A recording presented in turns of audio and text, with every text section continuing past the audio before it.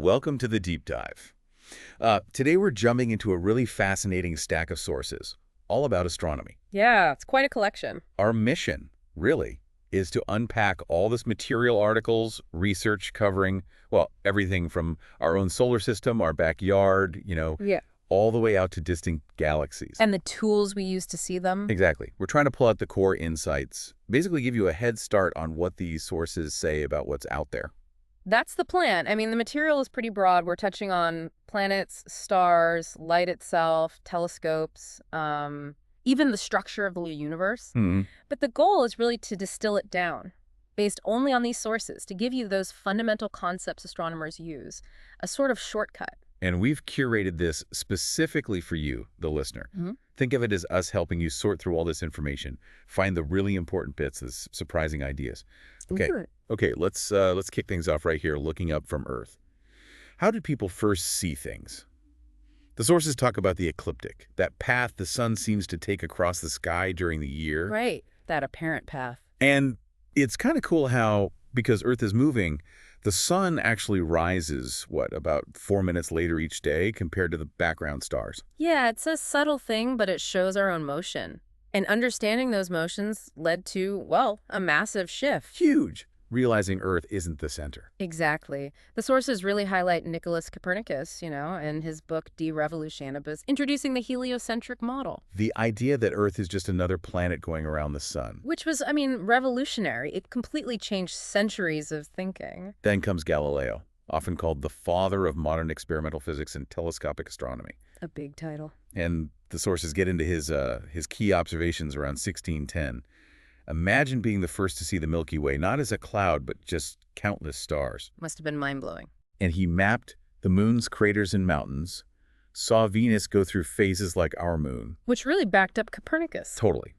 And discovered Jupiter's 4 big moons orbiting it, not Earth.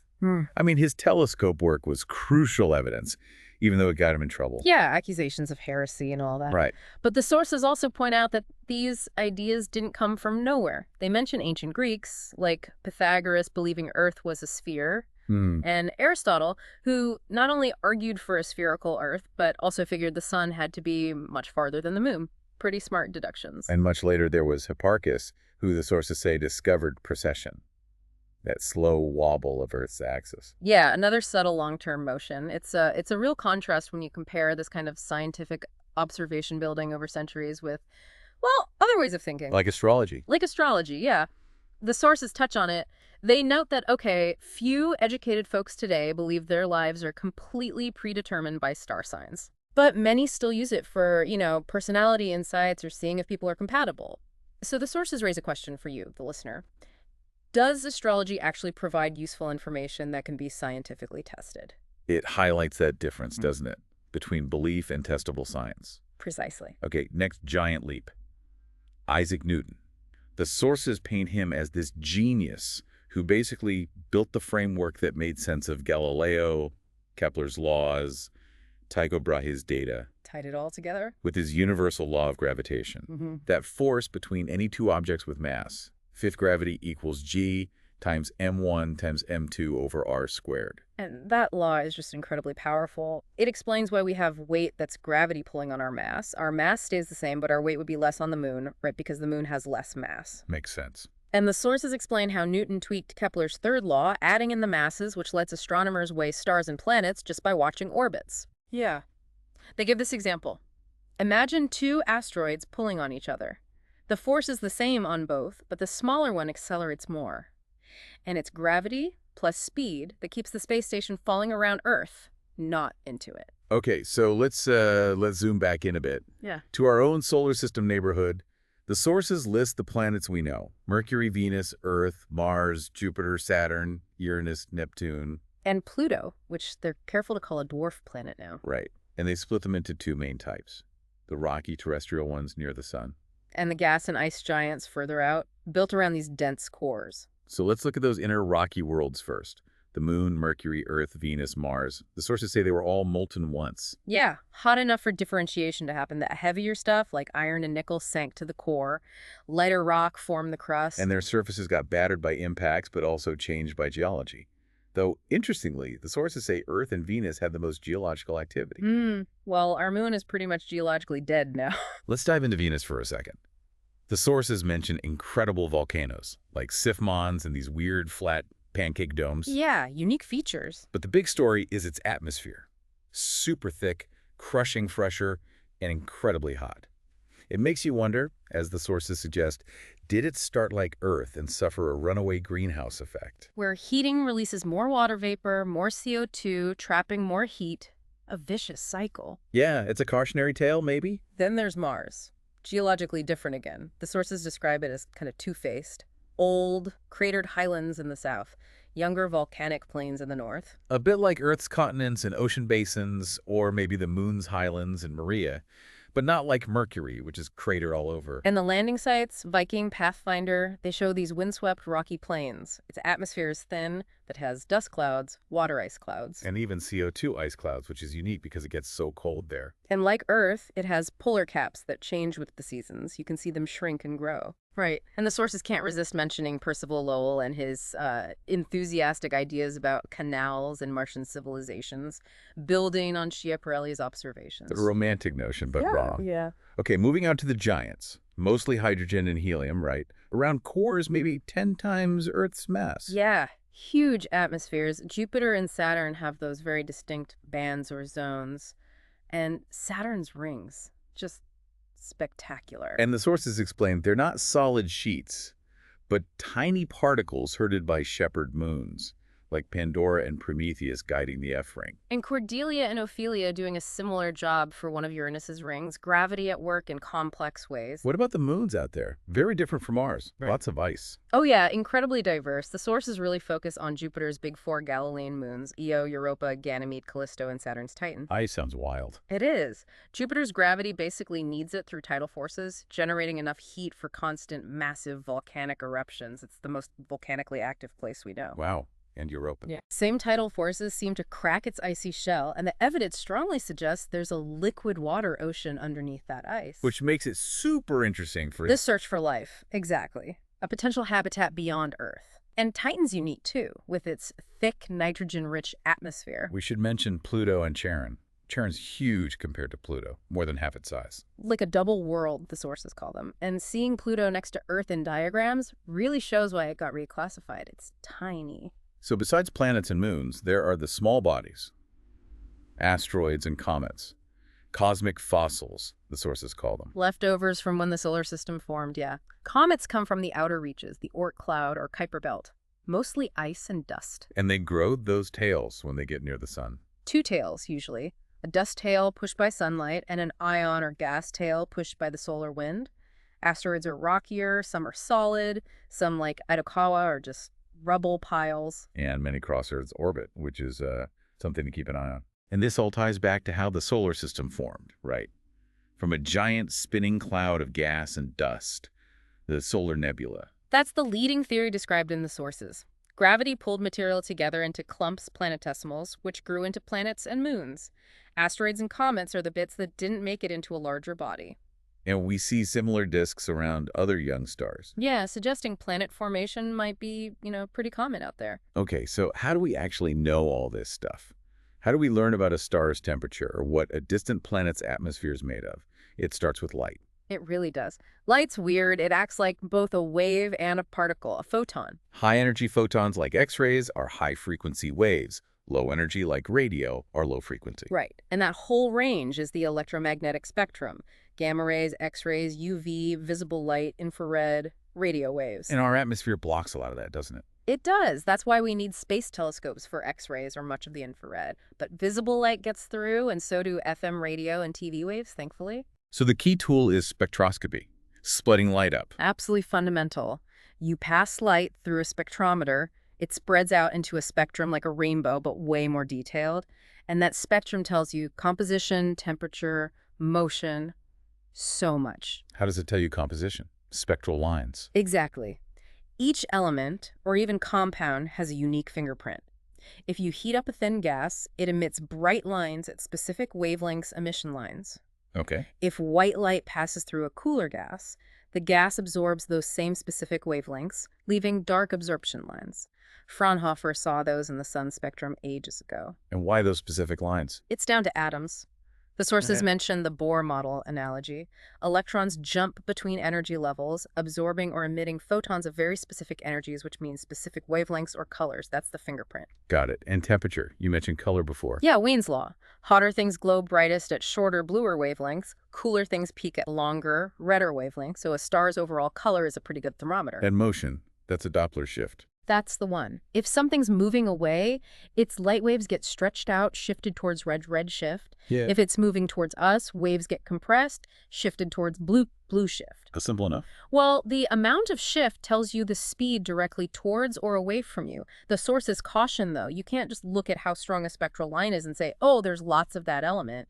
Temperature and pressure affect line strength, too. It's complex. Ah, okay.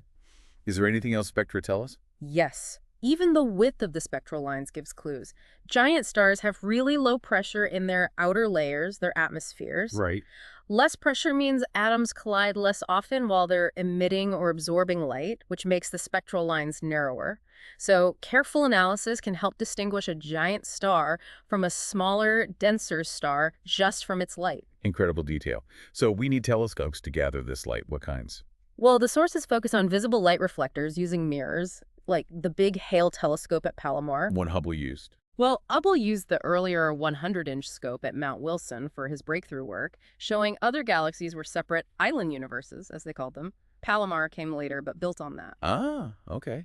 And where you build these matters hugely. Mount Wilson, Palomar, Mauna Kea in Hawaii. Which, the sources note, is technically the tallest mountain on Earth from base to peak. Right. And the Atacama Desert in Chile.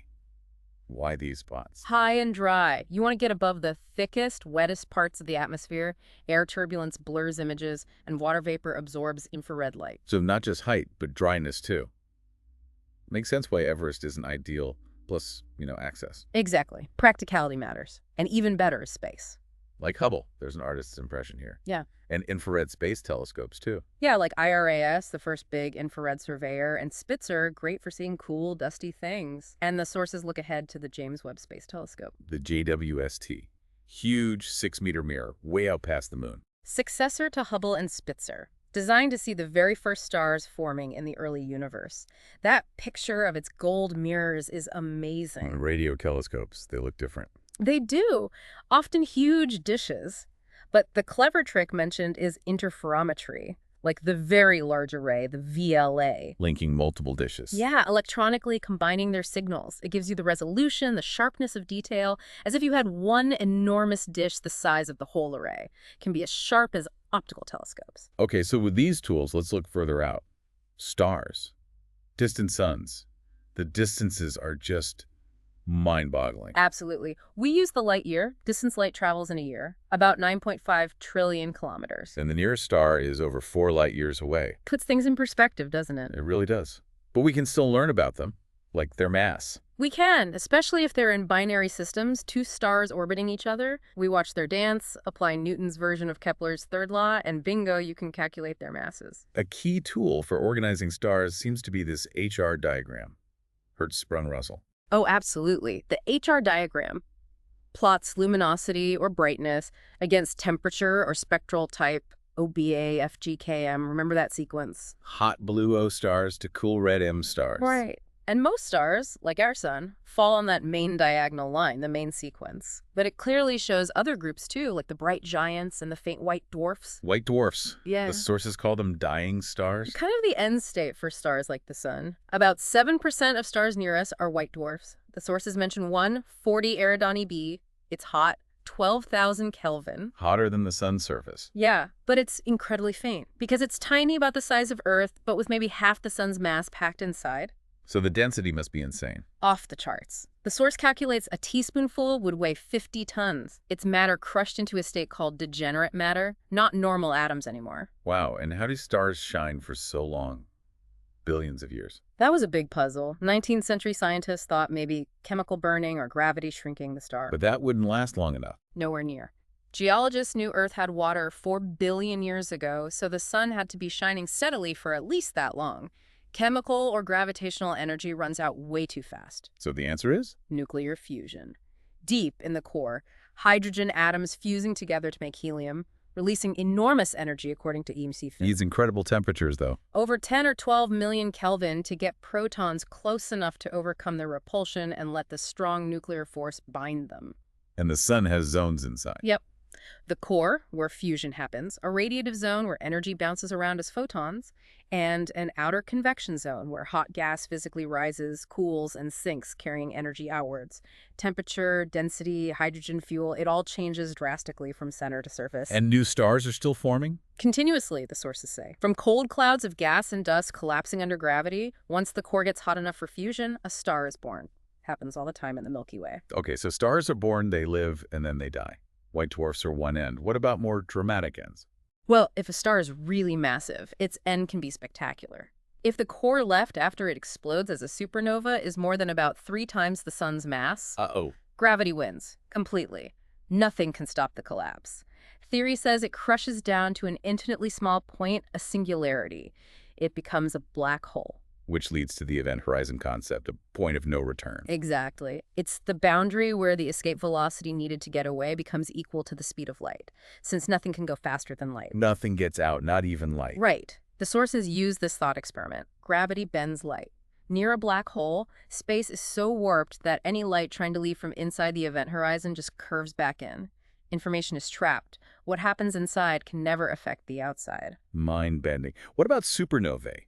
Those explosions. 2 main types mentioned. Type Ia is a white dwarf in a binary system that pulls too much material from its partner, goes over a mass limit, and ignites in a runaway fusion reaction that destroys it. Okay. And type 2? That's a massive star running out of fuel. Its core collapses under its own gravity, triggering a huge shockwave that blows the outer layers apart. This can leave behind a neutron star, or, if the core is massive enough, a black hole. And SN 1987A was a big deal. Huge. First nearby supernova seen with modern instruments. It confirmed theories about core collapse. We detected neutrinos from it, showed supernovae create heavy elements, and are sources of cosmic rays. Really important event. And sometimes those leftover neutron stars are seen as pulsars. If they're spinning fast and have strong magnetic fields, yeah. The lighthouse model explains it. Beams of radiation sweep around, and if a beam flashes across Earth, we see a pulse. They slow down over time as they radiate energy away. Then there are gamma ray bursts, GRBs, even more powerful. Incredibly energetic. Short bursts, maybe from merging neutron stars or black holes. Long bursts seem to be linked to the deaths of certain very massive stars, maybe a special kind of supernova called a hypernova. And they come from really far away. Extremely distant, meaning they must be unbelievably powerful, or maybe the energy is beamed towards us. Instruments like SWIFT help pinpoint where they come from, linking them to distant galaxies. Quasars also show rapid changes, especially in X-rays, implying huge energy from small regions. Also pointing towards black holes. Seems likely, yeah. Accretion disks around massive black holes. Okay, let's zoom out again to galaxies. Our home, the Milky Way, it has parts, right? A disk. Yep. A thin disk where we are with lots of gas, dust, and young stars. A thicker disk with older stars, a central bulge. And a big diffuse halo surrounding it all. Different star populations, different ages, different compositions in each part. It must be hard to map our own galaxy from the inside, though. Very hard. Because of all the dust in the disk, it blocks visible light like crazy, dims it by 1 trillion times towards the center. So how do we see the center? Infrared and radio waves. They cut through the dust. And right at the center is this bright radio source, Sagittarius A star SGRA. And there's a black hole there. The evidence is overwhelming. By tracking stars orbiting SGRA very closely using infrared and Kepler's laws, astronomers have calculated there must be something about 4 million times the mass of the sun packed into a space smaller than Mercury's orbit. It has to be a supermassive black hole. And other galaxies have them too. Seems most large galaxies do. Some are billions of solar masses. Our neighbor Andromeda has one. So Andromeda looks like us, a spiral. Pretty similar, yeah. Lots of spirals out there. About 2/3 are barred spirals with a bar-shaped structure in the middle. The other main type is elliptical galaxies, mostly smooth, oval-shaped, and full of older stars. The sources mention mass-to-light ratios. What's that about? It's basically how much mass there is for a given amount of light.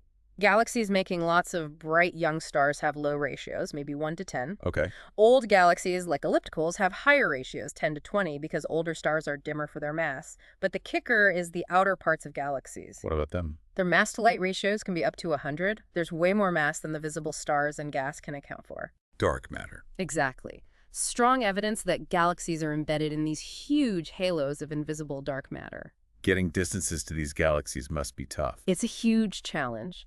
The sources mention a few rungs on the distance ladder. Variable stars, like Cephids, using things like supernovae as standard bulbs if we know their true brightness, and the Tully-Fisher relation for spirals. But the really big one is Hubble's law. Absolutely fundamental for cosmology.